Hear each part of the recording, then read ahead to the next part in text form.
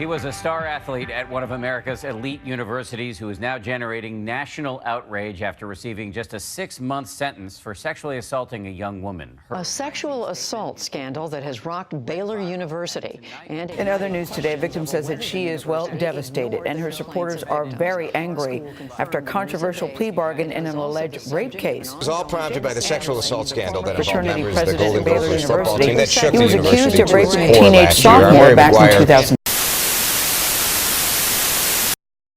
When it comes to looking at sports-related issues that society consistently encounters, one prevalent issue is rape culture in the D1 football environment.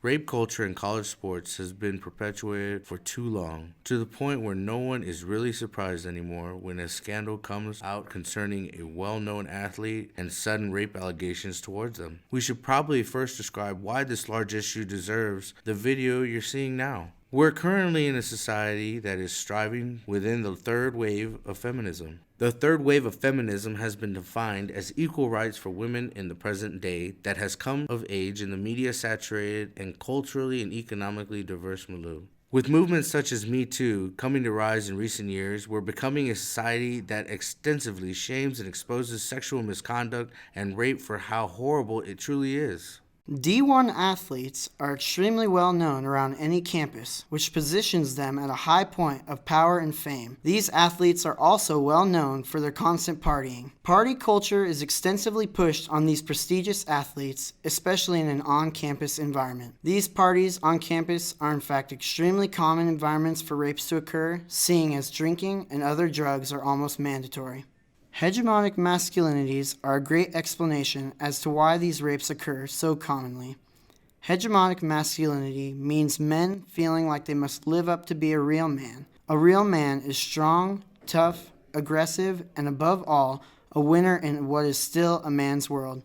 Another hegemonic masculinity is the full rejection of the feminine. If a D1 athlete were to cry during a game, the reality often is that he will be called a sissy. These athletes will then associate emotions or showing pain as feminine tendencies, which is negative because in this environment he is seen as the lesser. This then leads to the conclusion that these athletes don't consider women as equal. Once the lack of equality shines through in this environment, this is when objectification starts to occur. Objectification can be defined as the act of treating a person, or sometimes an animal, as an object or a thing. When you have an environment that encourages objectification and the lack of equality for women, along with the fact that a D1 athlete is at a party with girls who are drunk or high, then it is almost obvious how these rapes happen. This leads us into how we can solve these large societal problems.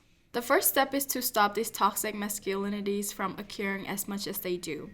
We should first educate these D1 athletes about the importance of feminism and treating women as equal. But the effort doesn't just stop here. Our group wants to propose a zero-tolerance policy for rape perpetrators. If any reported rape allegations come to light, an investigation should be put in the process to find the truth of the situation. If and only if these allegations can be proven with hard evidence, then the perpetrator should be immediately expelled from the university. However, false rape allegations should also have repercussions. In the same light, we propose that if any person has reported that a rape has occurred, and it can be proven that this person has, for whatever reason, purposely lied about the rape occurring, that they themselves should be expelled from the university.